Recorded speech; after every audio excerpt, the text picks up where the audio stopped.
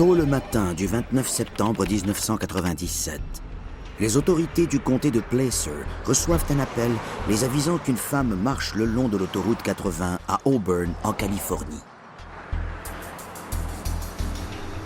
Elle dit avoir été kidnappée et... Le répartiteur m'a appelé à la maison pour me demander de me rendre à l'hôpital. La victime était ébranlée, bouleversée même. Mais elle était soulagée de s'en être tirée vivante.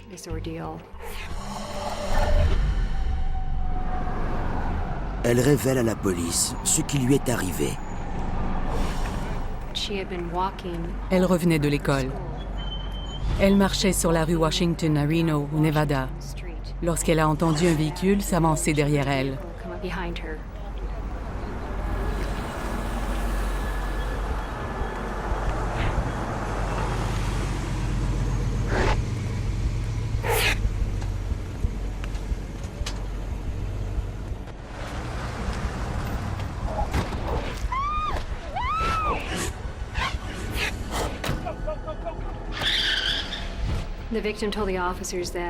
Elle a déclaré aux agents qu'une femme était au volant de la fourgonnette et qu'un homme lui expliquait comment se rendre à l'autoroute. Elle ignorait si la femme était elle aussi tenue prisonnière. Elle a tenté d'obtenir un peu de soutien ou l'aide de la conductrice de la fourgonnette.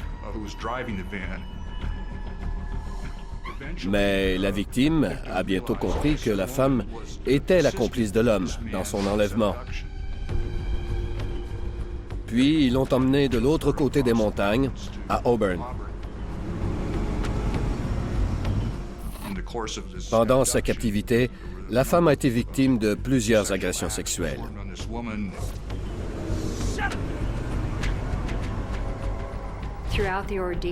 Elle a tenté de garder son calme tout au long de cette épreuve. Mais elle était morte de peur, car elle croyait qu'il allait la tuer.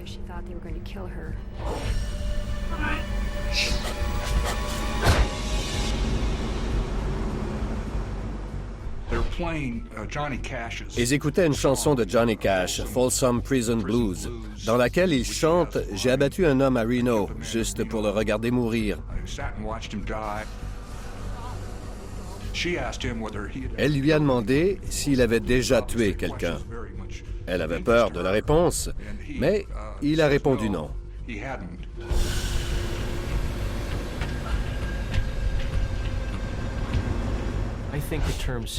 Je crois qu'on peut décrire ces deux criminels comme des prédateurs sexuels. Ils avaient des comportements sexuels sadiques, c'est-à-dire qu'ils prenaient plaisir à voir souffrir leurs victimes, à les humilier et à les dominer.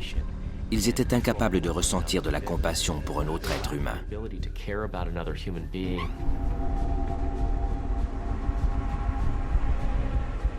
Elle voulait se rappeler le plus de détails possible, afin de pouvoir identifier l'homme si elle survivait à cette épreuve.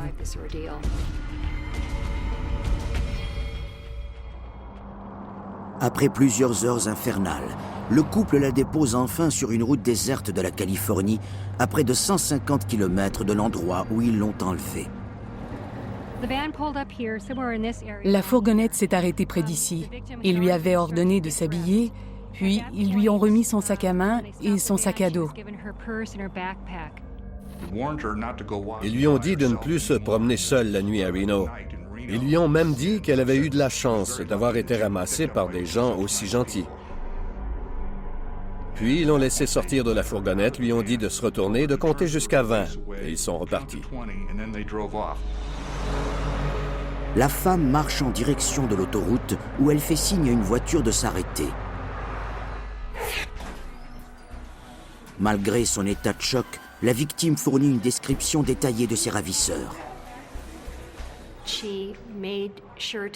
Elle s'est assurée de bien regarder autour d'elle afin de se souvenir des visages qui l'entouraient. Elle a bien écouté les voix. Elle se souvenait aussi des odeurs et elle avait remarqué que l'homme appelait la femme Mickey.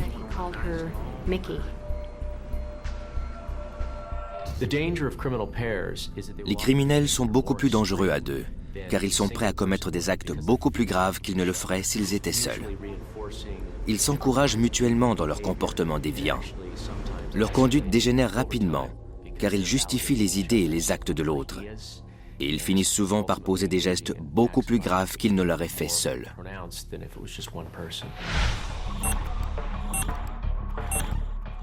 La police dresse des portraits robots et émet un avis de recherche pour retrouver les suspects ainsi que leur fourgonnette. Après avoir envoyé les portraits robots aux médias de la Californie et du Nevada, nous avons commencé à suivre les pistes que nous avions trouvées. Nous avons passé la région où la victime avait été enlevée au peigne fin. Nous avons fait du porte-à-porte dans tous les commerces et toutes les résidences de la région afin d'obtenir des renseignements. Comme la victime a traversé la frontière du Nevada, on doit aviser le FBI. Il est très rare de voir un homme et une femme agresser sexuellement une étrangère. Ça nous a donné la chair de poule, car nous savions que nous avions affaire à deux prédateurs très dangereux. Et il y avait déjà eu par le passé des couples de meurtriers célèbres dans la région.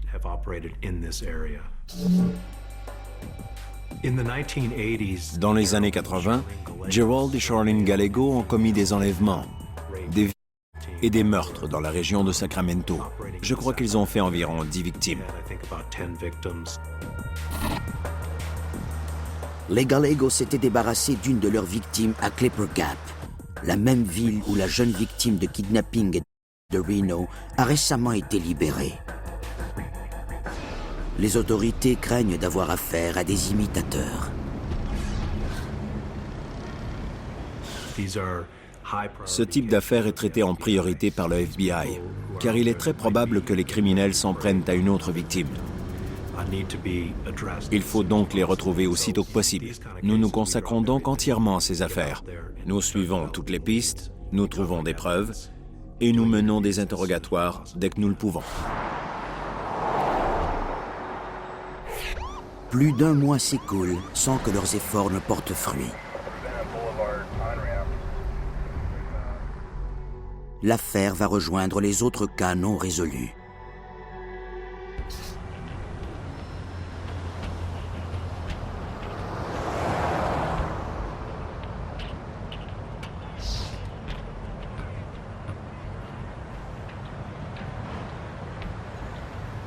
Le 3 novembre 1997, à Pleasanton, en Californie. C'est une soirée tranquille au travail pour Linda Marshall, âgée de 17 ans.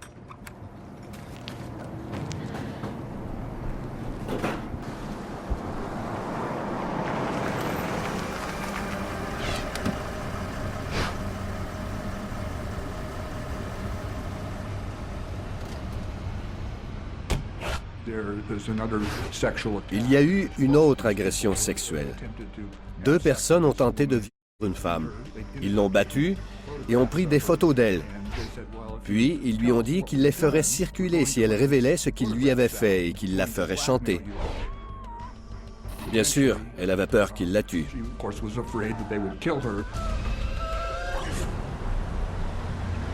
Linda est relâchée et se rend immédiatement au poste de police. Mais plutôt que de dire la vérité sur ses agresseurs, elle choisit de mentir, de peur que ses agresseurs ne fassent circuler les photos qu'ils ont prises d'elle. Elle affirme s'être fait enlever par 3 hommes. Les policiers trouvent son histoire louche, et lorsqu'ils lui demandent d'expliquer les contradictions de son récit, elle retire ses accusations.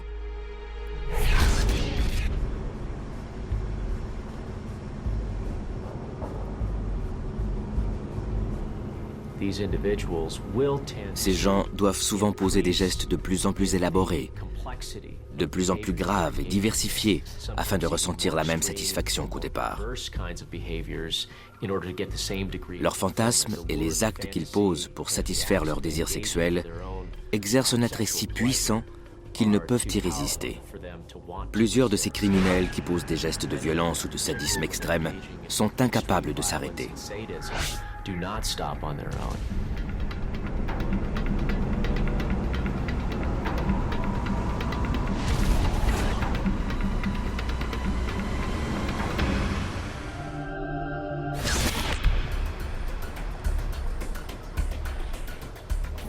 Le 19 novembre 1997, la police de Sacramento reçoit un appel à propos d'un viol. Des agents se rendent à la résidence afin de recueillir une déclaration. 2 adolescentes déclarent aux policiers qu'elles ont été violées à 2 occasions différentes par le même couple. Le plus choquant, ça a été d'apprendre qu'une des jeunes filles avait été agressée par sa propre mère, qui l'avait ensuite offerte à son copain pour qu'il la viole à son tour. Quelqu'un capable d'offrir son propre enfant à un autre délinquant sexuel et de prendre part à l'agression et aux sévices est tout aussi coupable que le délinquant. Ce type de personne partage à coup sûr les mêmes fantasmes tordus et les mêmes désirs que le délinquant sexuel. C'est aussi le type de personne incapable de ressentir de la compassion ou de l'affection pour son enfant.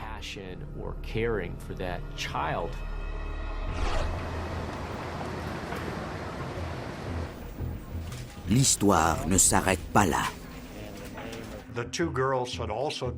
Les 2 adolescentes nous ont dit aussi qu'elles avaient entendu parler du kidnapping et du viol de Reno à la télévision quelques semaines auparavant, et que les descriptions des suspects et de leurs véhicules correspondaient à celles de leurs sœurs.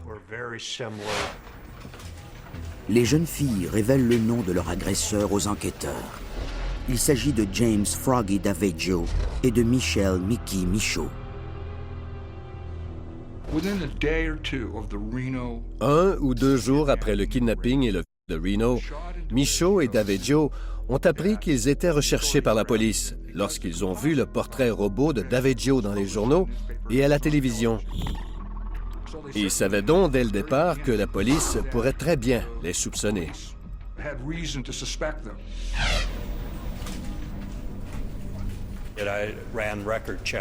J'ai consulté le dossier des 2 suspects et j'ai découvert que Daveggio avait récemment été ajouté à la liste des délinquants sexuels de Sacramento. Michelle Michaud, quant à elle, était prostituée et avait été arrêtée à plusieurs reprises pour prostitution. Les policiers ne sont pas surpris par le lourd passé criminel des 2 suspects.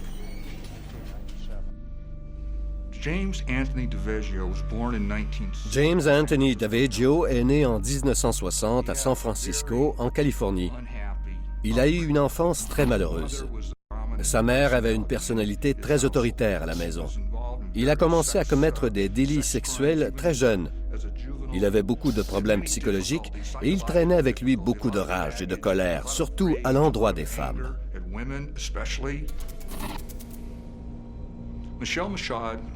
Michelle Michaud avait 2 ans de plus que James Daveggio. Elle a grandi dans la région de Sacramento et elle s'est enfuie de chez elle à l'âge de 17 ans. C'est à ce moment qu'elle a rencontré un proxénète pour qui elle a commencé à faire la rue. Elle a fini par travailler dans les salons de massage. James Daveggio et Michelle Michaud se sont rencontrés en octobre 1996 dans le bar où Daveggio travaillait. C'est leur dépendance à la méthamphétamine qui a rapproché Michaud et Daveggio.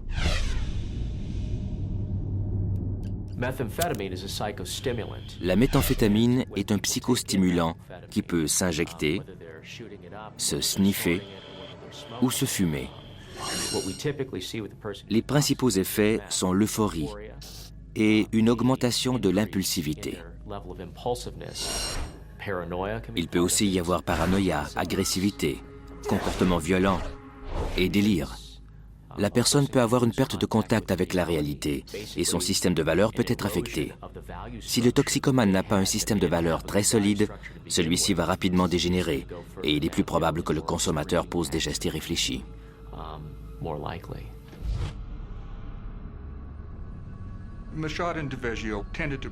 Michaud et Daveggio avaient tendance à projeter l'un sur l'autre ce qu'ils recherchaient chez un partenaire.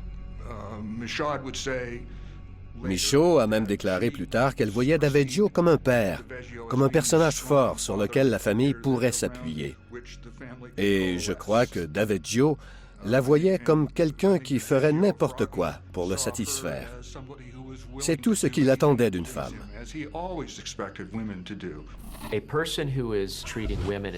Quelqu'un qui a l'habitude de traiter les femmes comme des objets, comme le faisait Daveggio, connaît très bien les avantages de s'associer à une femme dépendante à la méthamphétamine. Il est alors en mesure de lui fournir l'argent nécessaire pour entretenir cette dépendance, ou même lui fournir directement la méthamphétamine, ce qui devient une façon de la dominer. Michaud, une prostituée, et Daveggio, un prédateur sexuel, forment donc le couple idéal. Le travail d'une prostituée, c'est de se servir de son corps comme d'un objet et de le vendre, de l'utiliser pour satisfaire différents fantasmes. Une prostituée est le complément parfait d'un homme qui ne se sert des femmes que pour satisfaire ses besoins. Lorsqu'il s'associe, toutes les conditions sont réunies pour qu'il pose des gestes extrêmes.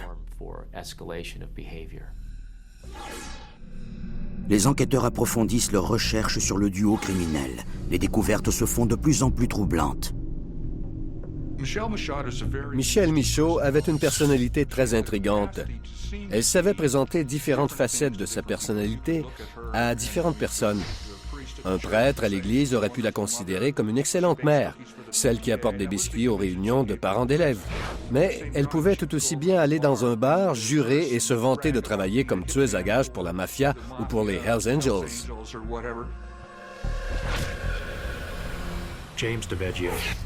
James Daveggio était obsédé par les tueurs en série. Cela le fascinait. Il avait même une collection de cartes et de tueurs en série.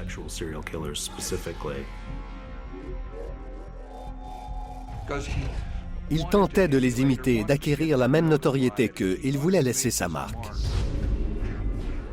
Daveggio montre un intérêt particulier pour un tandem de tueurs en série, Gerald et Charlene Gallego.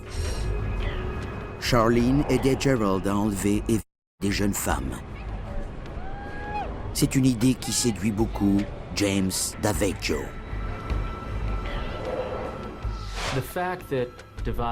Il n'est pas surprenant que Daveggio et Michaud aient étudié des cas similaires aux leurs.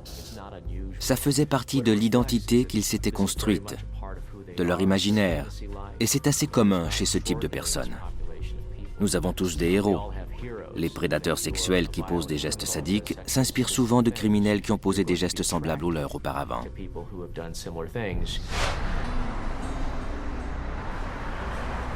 La fille de Michel avoue à la police que les deux criminels vivent dans leur fourgonnette dans l'espoir d'échapper à la bande de motards à laquelle Daveggio appartient. Les Devil's Horsemen avaient accusé James d'avoir volé un coffre-fort qui contenait l'argent d'une discothèque. Il lui avait pris sa moto et l'avait chassé de la discothèque.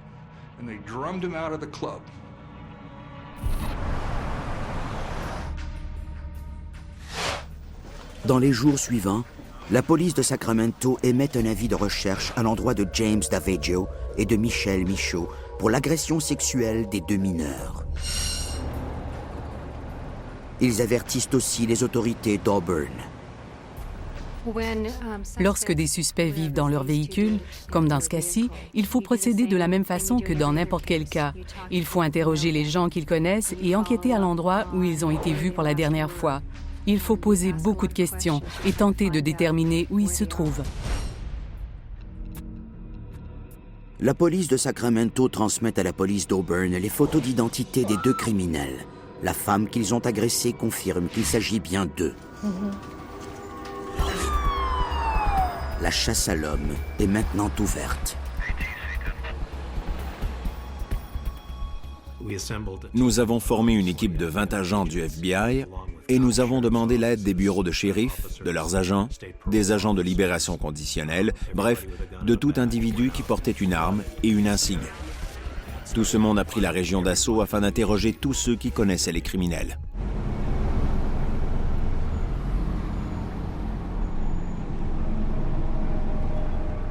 Le 25 novembre 1997, alors que l'opération pour retrouver les prédateurs bat son plein, James Daveggio et Michelle Michaud louent une chambre d'hôtel à Pleasanton, en Californie.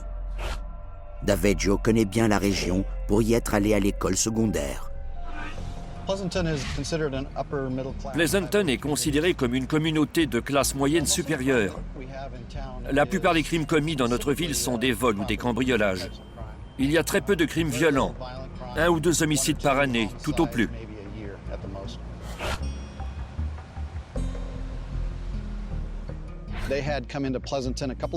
Ils étaient venus à Pleasanton quelques fois pour choisir les victimes potentielles de leurs éventuels enlèvements.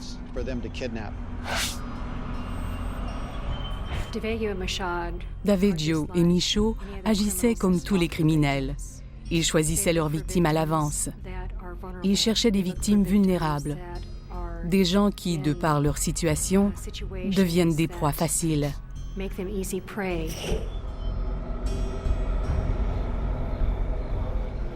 Il fête l'action de grâce à la résidence de l'ex-femme de Daveggio et son nouveau mari. La fille de Daveggio, âgée de 15 ans, est aussi présente. Pendant le repas, Daveggio et Michaud parlent ouvertement de leurs intentions criminelles. Ils se percevaient comme des tueurs en série. Je crois qu'ils avaient l'intention de commettre des crimes de plus en plus odieux.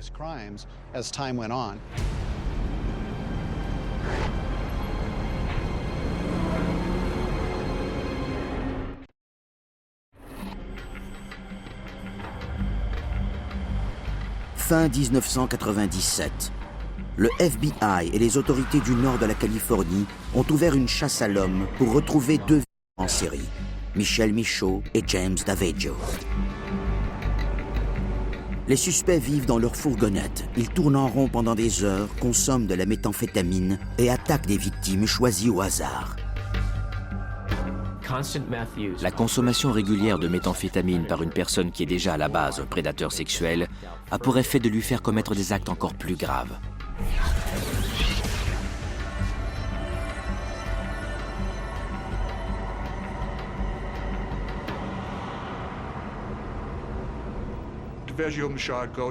Michaud et Daveggio sont allés fêter l'Action de grâce en compagnie de l'ex-femme et des enfants de Daveggio.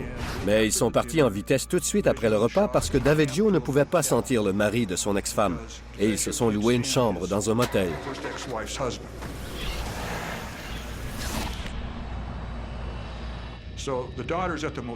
Sa fille les a accompagnés à l'hôtel. Pendant la soirée, Daveggio a tenté d'avoir des rapports sexuels avec sa fille, mais elle l'a repoussé. Il a insisté et il l'a... On apprendra plus tard qu'il l'avait déjà fait 4 ou 5 fois auparavant. Daveggio est un psychopathe. Il est absolument incapable de s'attacher à un être humain de façon normale et saine, ou de ressentir de l'empathie. Il ne voit les autres que comme des objets à exploiter pour son plaisir personnel. C'est un prédateur dans le vrai sens du terme.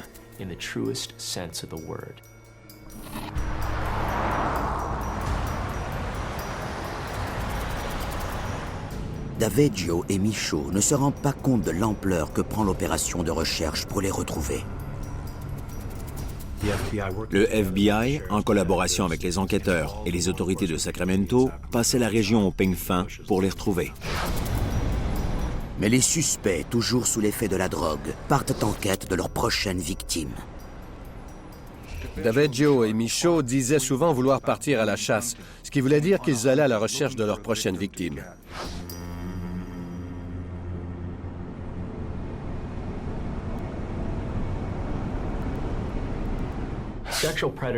Les prédateurs sexuels qui se livrent à ces comportements opportunistes et crapuleux s'en prennent souvent à des étrangers pour être en mesure de se distancier de leurs crimes. Ils choisissent surtout leurs victimes selon leur accessibilité et s'assurent de pouvoir commettre leurs crimes sans se faire prendre. Les autorités apprennent que Michaud et Daveggio ont commis une autre agression peu après l'enlèvement et le de Reno.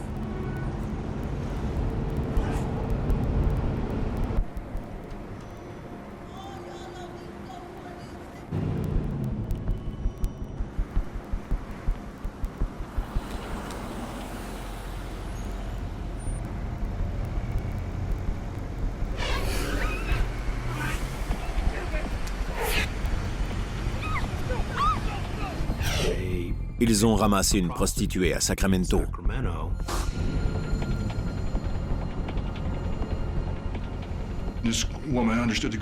Cette femme savait exactement ce qui allait se passer, et elle a pu repousser Daveggio et s'échapper de la fourgonnette. Ils sont partis en trombe. Elle l'a échappé belle. Mais peut-être Daveggio a-t-il compris à ce moment que s'il voulait maîtriser ses victimes à l'avenir, il devrait trouver un moyen de les immobiliser. La prochaine victime ne s'en tirera pas si facilement.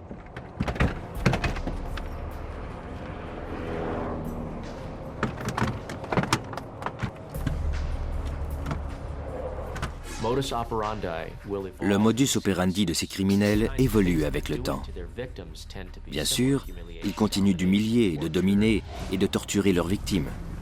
Mais la façon dont ils parviennent à leur but, ce qu'ils font pour éviter de se faire prendre et les moyens qu'ils emploient pour dominer leurs victimes changent lorsqu'ils évitent le désastre de justesse. Ils ne sont pas stupides, ils savent s'adapter.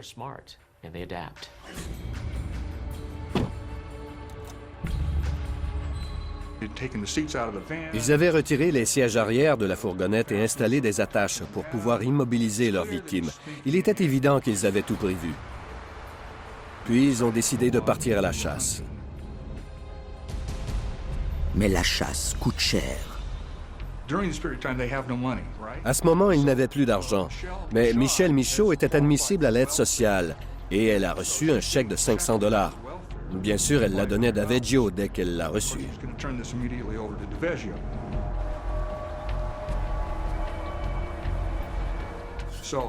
Pendant qu'ils se préparaient pour leur chasse, ou leur aventure, comme dirait Michaud, ils se sont arrêtés dans un magasin.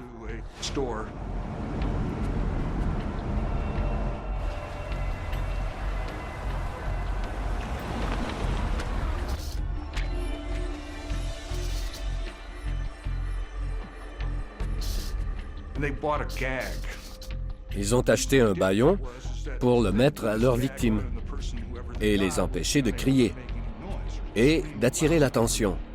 Il était clair qu'ils se préparaient. Ils se préparaient pour leur aventure. Les criminels se préparent à l'avance à réaliser leur fantasme. S'ils ont acheté ces objets, c'est qu'ils faisaient partie de leur fantasme. Ils se préparaient à utiliser ces objets dans leurs interactions avec leurs victimes. L'histoire des deux criminels se répand rapidement et Linda Marshall décide d'avouer la vérité sur le dont elle a été victime à Pleasanton. Elle n'avait pas révélé l'identité de ses agresseurs à la police parce qu'elle en avait peur. Elle avait peur de se faire tuer. Elle était amie avec une de leurs filles. Elle les connaissait de vue et de nom. Les autorités se demandent maintenant à combien s'élève le nombre de victimes. Cette affaire n'était pas comme les autres. Michelle Michaud et James Daveggio choisissaient leurs victimes à l'aveuglette. Ils agressaient des membres de leur famille, même leurs propres enfants. Ils agressaient leurs connaissances. Ils ont ramassé une prostituée.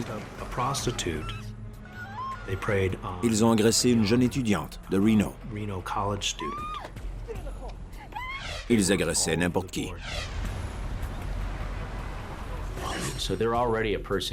À la base, ils étaient le genre d'individus qui ne se soucient que d'eux-mêmes. De plus, leur toxicomanie les rendait encore plus impulsifs, plus colériques, plus imprévisibles.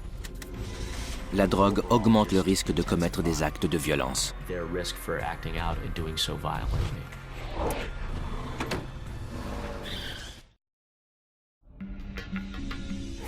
Début décembre 1997. Depuis 9 semaines, 2 prédateurs sexuels drogués à la méthamphétamine, James Daveggio et Michelle Michaud, traquent et volent des victimes qu'ils choisissent au hasard. La chasse à l'homme entreprise par les autorités locales et fédérales n'a toujours pas porté fruit. Nous avons envoyé un avis de recherche à tous les services de police de la région de Sacramento. Le FBI a aussi diffusé leurs photos d'identité, un compte-rendu des événements, une description de leur fourgonnette et a précisé qu'on ne savait pas où ils se cachaient à ce moment. Dès que la police de Sacramento nous a avisé que ces gens étaient recherchés pour des crimes aussi graves qu'un enlèvement et un nous avons pris l'affaire très au sérieux.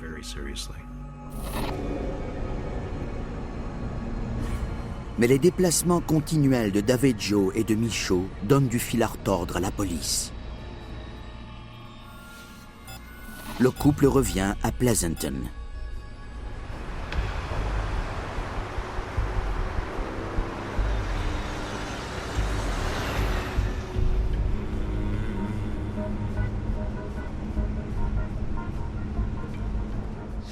Ils se baladent en voiture toute la nuit, consomment de la méthamphétamine et parlent de chasse.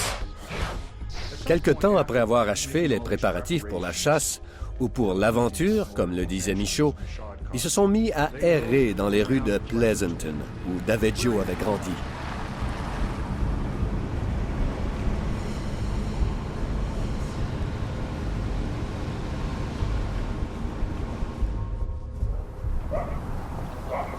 Le matin du 2 décembre, Vanessa Sampson quitte la maison et marche en direction de son travail, situé à moins de 2 km de chez elle.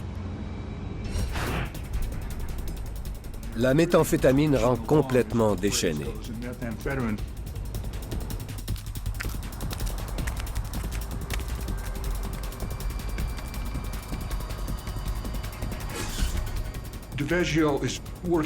Daveggio sentait la rage monter en lui en voyant tous les endroits à Pleasanton où il avait été humilié et rejeté.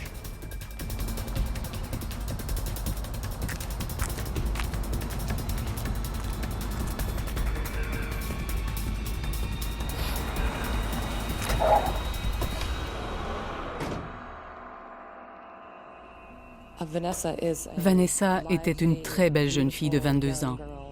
Son père tenait à elle comme à la prunelle de ses yeux. Elle était sa meilleure amie et sa partenaire de pêche. Lorsqu'elle entrait dans une pièce, elle l'illuminait de son sourire. C'était la plus jeune de la famille. Elle était aussi très proche de son frère, de sa sœur et de sa mère. C'était une jeune fille exceptionnelle.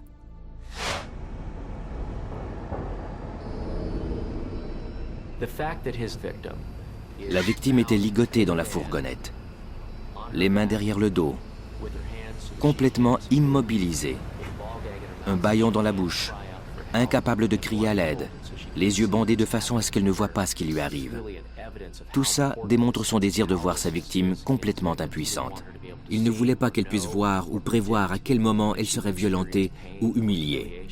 C'est un bon exemple de son désir extrême de domination.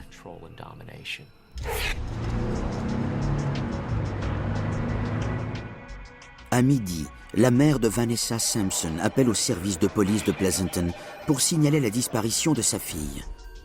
Mais la disparition de Vanessa est trop récente pour qu'on produise un rapport. Dans ces cas, on attend avant de sauter aux conclusions et de déclarer qu'un crime est survenu. Dans cette ville de 65 000 habitants, où 150 000 autres personnes viennent travailler, il n'est pas rare qu'on déclare une personne disparue. Mais très peu s'avèrent être des cas d'enlèvement.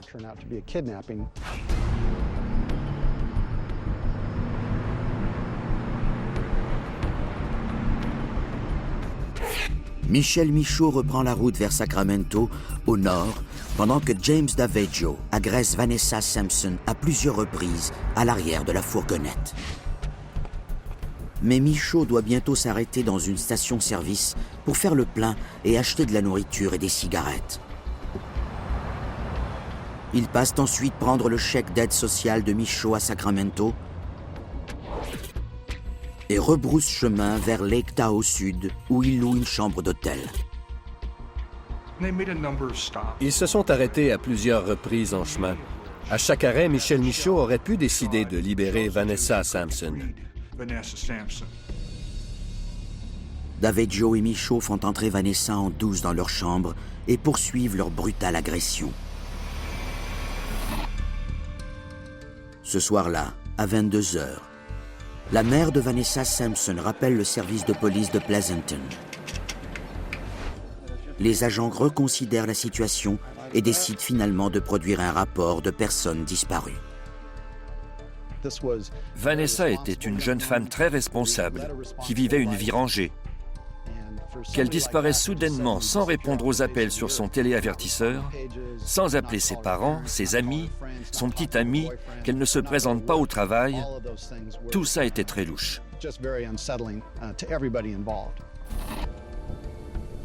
la police avise les médias de la disparition de Vanessa. Le lendemain, les agents interrogent les résidents du quartier pour obtenir des renseignements sur les circonstances de sa disparition.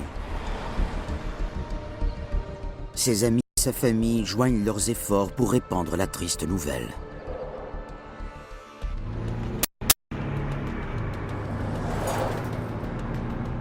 Daveggio et Michaud quittent l'hôtel, emmenant Vanessa avec eux.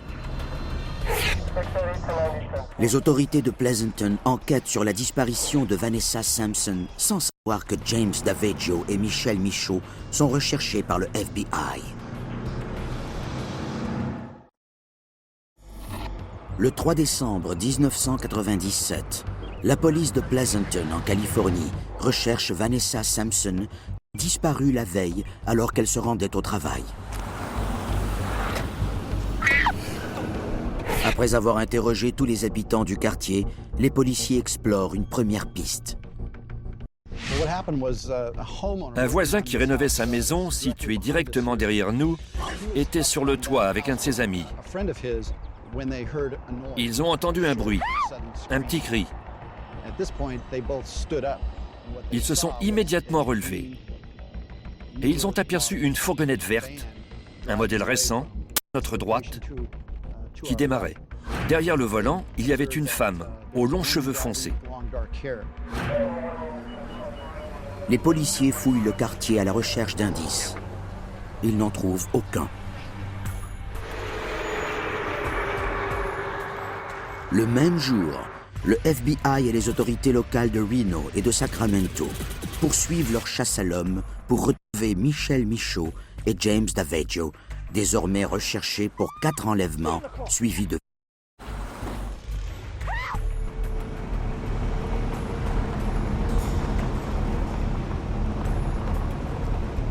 Daveggio et Michaud errent sans but dans les environs de Lake Tahoe Sud. Avant de s'arrêter dans un motel situé en face du palais de justice où doit comparaître Michel Michaud pour avoir émis des chèques sans provision. Même s'ils étaient drogués, il n'est pas surprenant qu'ils se soient arrêtés au beau milieu de cette série de crimes horribles. Ils étaient en contrôle d'eux-mêmes, ils savaient ce qu'ils étaient en train de faire.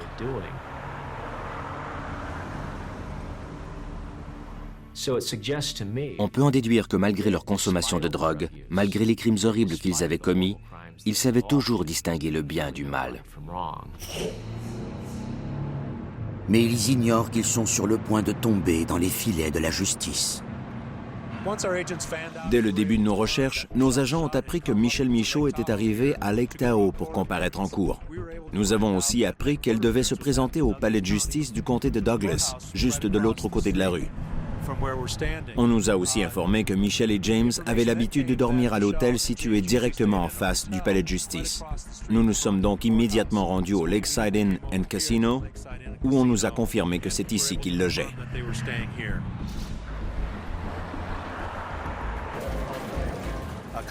Deux de nos agents ont arpenté le casino à la recherche des suspects. Et ils ont trouvé James Daveggio. Ils l'ont tout de suite arrêté, en plein casino.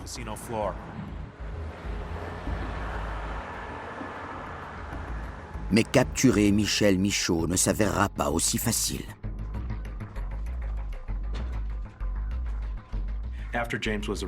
Après l'arrestation de James dans le casino, nous avons élaboré un plan pour arrêter Michel.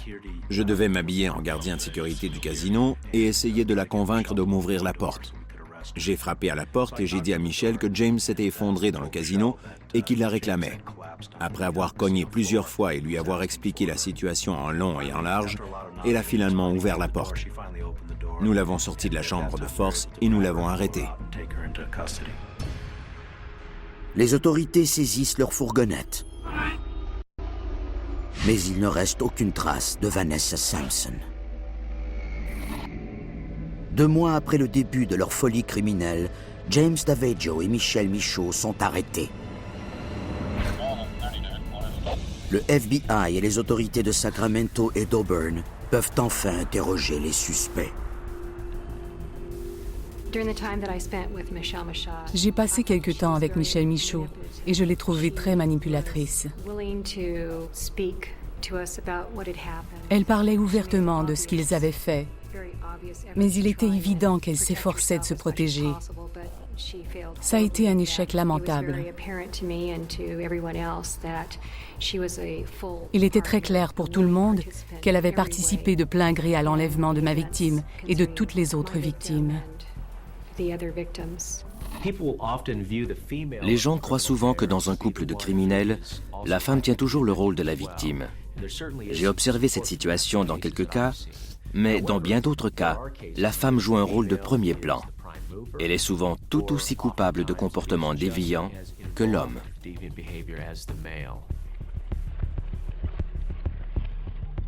Michel Michaud avoue sa culpabilité et celle de Daveggio dans l'enlèvement et le de Reno, avant de s'effondrer, accablé de fatigue et des effets du sevrage de méthamphétamine.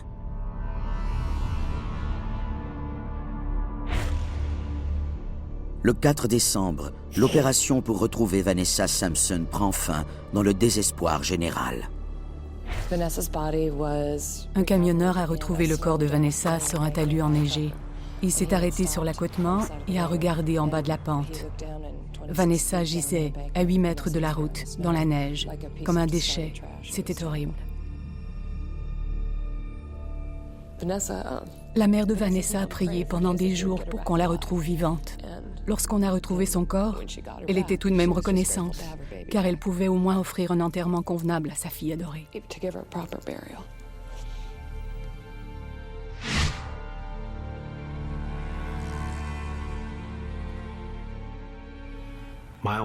Mon seul regret, c'est d'être arrivé un jour trop tard.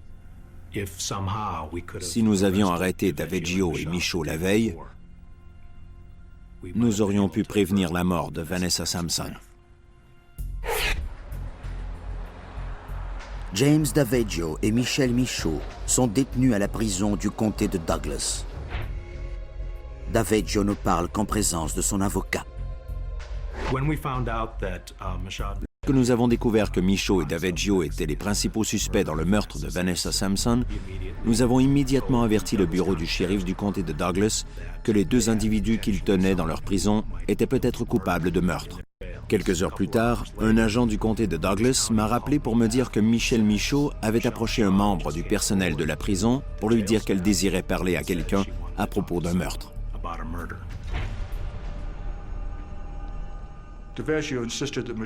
Daveggio disait que Michaud avait commis les meurtres, tandis que Michaud soutenait que c'était Daveggio.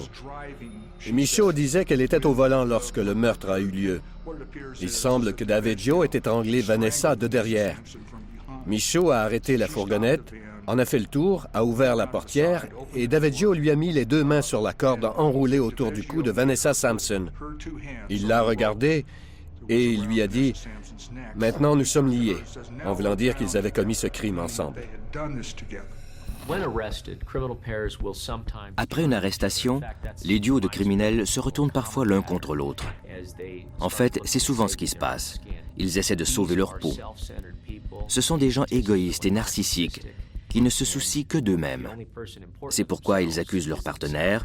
« Il m'a forcé à le faire. » Non, c'est lui qui m'a forcé. Et ainsi de suite. Lorsqu'ils font face à la peine de mort, les criminels qui ont posé ce genre de gestes horribles perdent tout sentiment de loyauté. Le 16 novembre 1998, dans un tribunal fédéral, Michel Michaud accepte de plaider coupable de complicité dans l'enlèvement de la victime de Reno en échange de son témoignage contre James Daveggio. Le 19 mai 1999, James Daveggio est déclaré coupable. Il est condamné à 22 ans de prison. Ils nient tous deux avoir agressé leur fille. Les procureurs abandonnent ces chefs d'accusation et se concentrent sur le meurtre de Vanessa Sampson.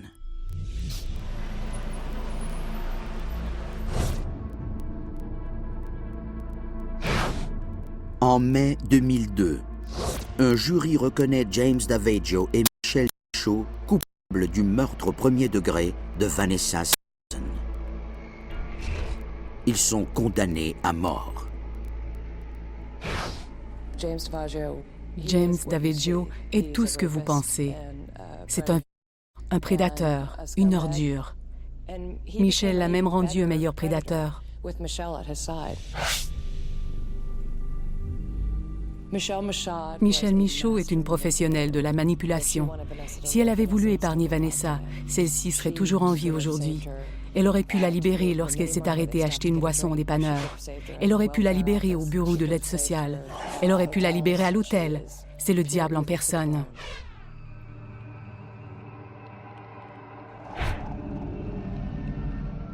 James Daveggio et Michelle Michaud sont en attente de leur exécution alors que leurs causes respectives sont toujours en appel.